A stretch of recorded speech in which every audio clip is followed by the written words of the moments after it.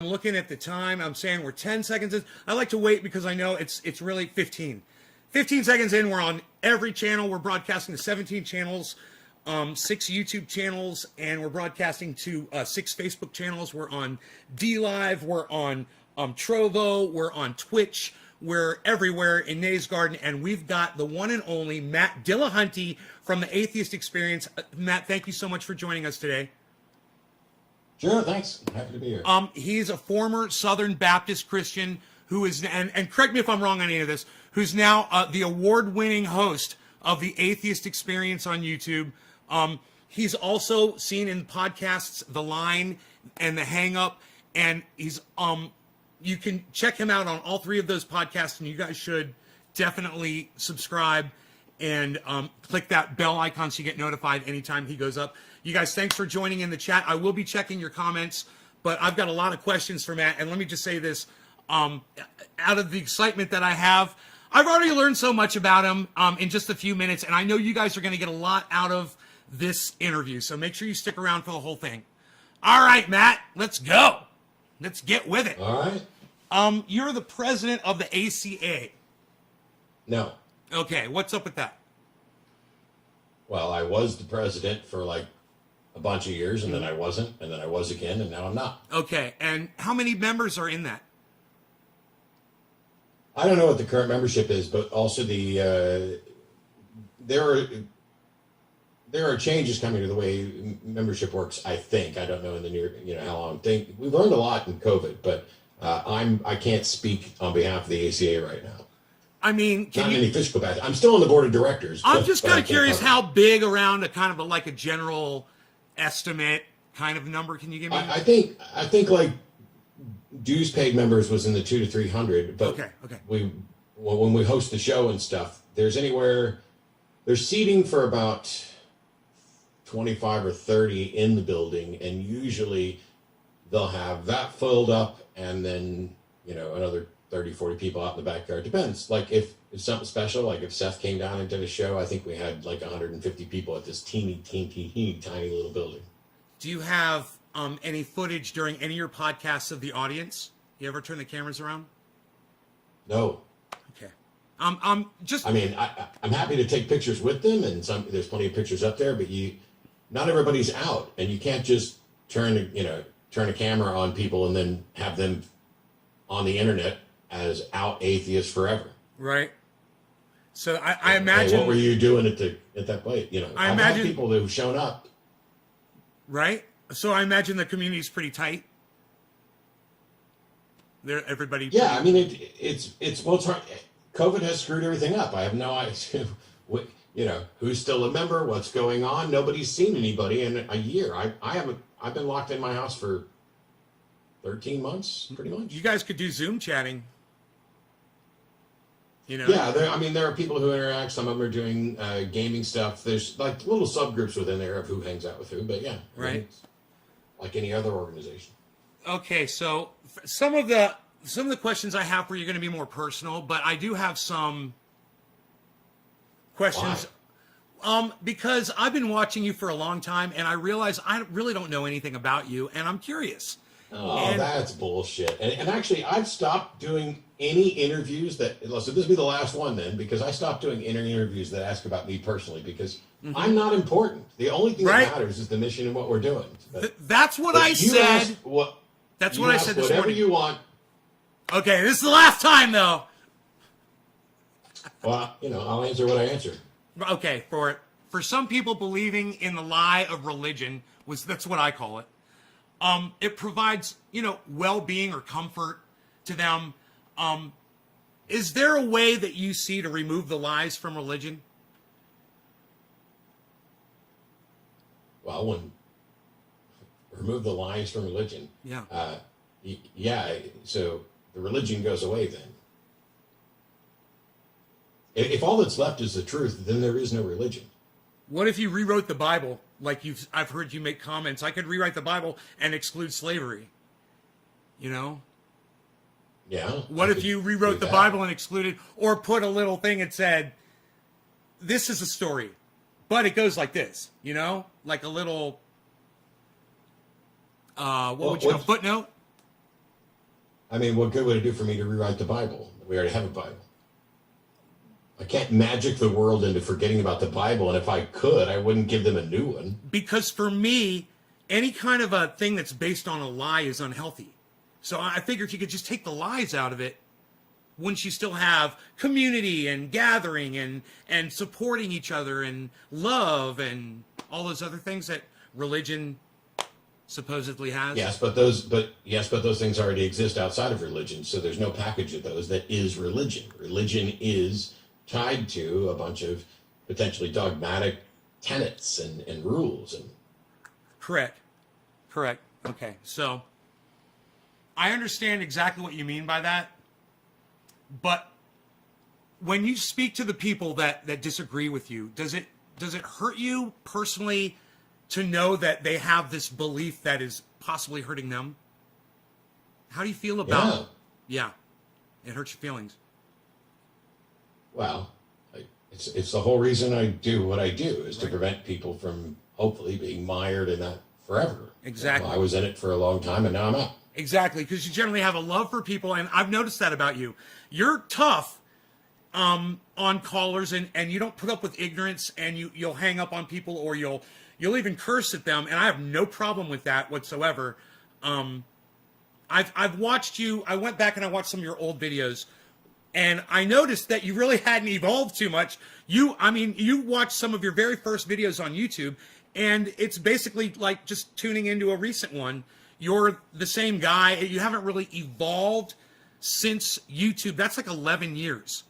I've gone through this huge evolution, and I don't think the same thing has happened for you, because you were who you were when you started, and I wasn't. I was this guy that just maybe had an opinion, and I evolved into this monster.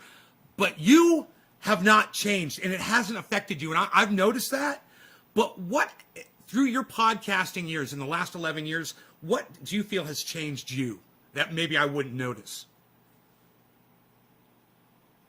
I don't even know that I would agree about not changing. There's a number of different things that I've changed, but that's what I want to know. I don't know what you I don't know what you would or wouldn't have noticed. I was watching the way you handle people on the phone.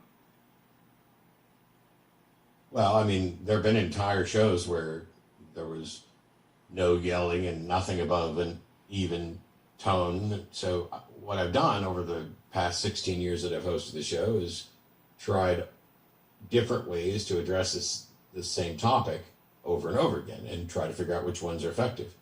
And so there are some arguments that I don't make and wouldn't make. And the ones, that made it through and stuck. I mean, it's like, who knows? If I haven't gotten any better at this over 16 years, I guess I should quit. I would say that you were at your best when you started, and you've retained it. I'm not trying to say anything otherwise.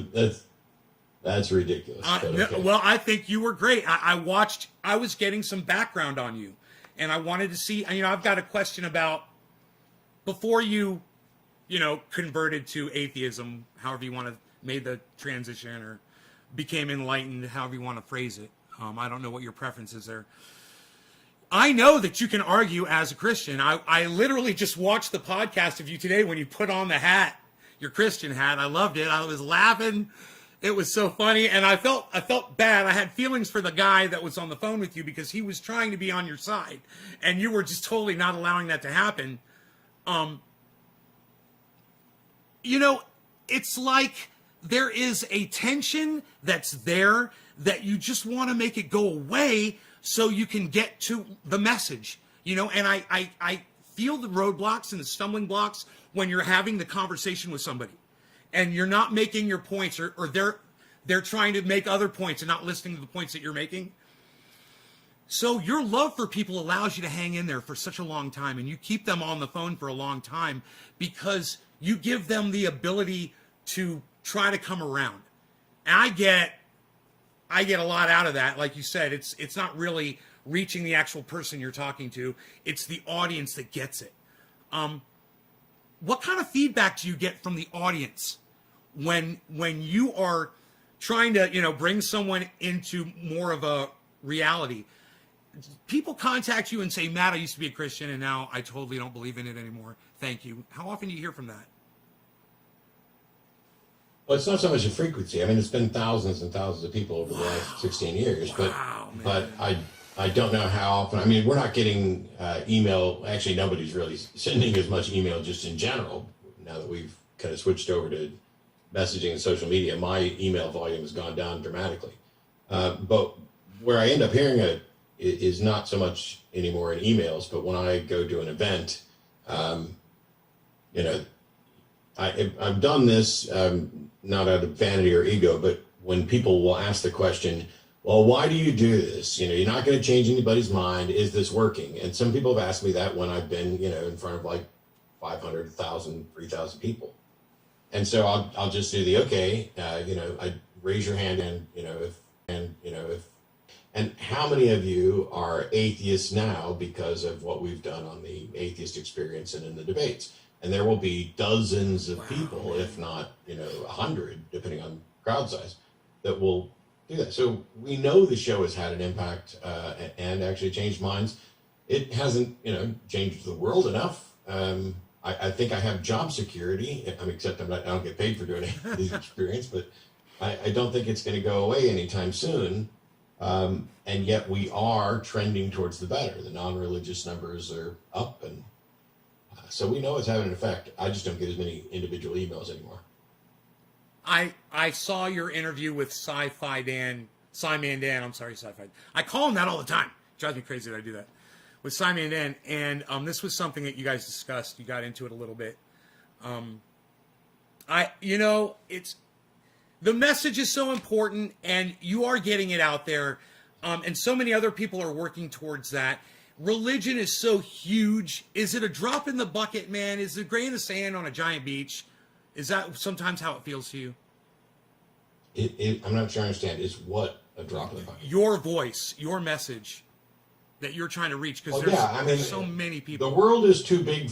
The world is too big for me to change it on my own. On the other hand, if we keep putting up tons and tons of video and other people are spreading and sharing them, I mean, there's videos out there of me that have millions of views, and that's cool. I think that the discussion I had with Jordan Peterson is like almost at 2 million views just for that, and that's for the whole thing, not all the little clips surrounding it. Right. So, yeah, it's a drop in the bucket, but the thing is, if nobody puts a drop in that bucket's going to evaporate. It's so true. You make a very good point there, and that's the way I feel about this show too. Is I know I don't have a lot of viewers at all ever, but I'm still doing it, and I'm passionate about my message, and I know you're passionate about yours, and it must be wonderful to have that kind of a platform.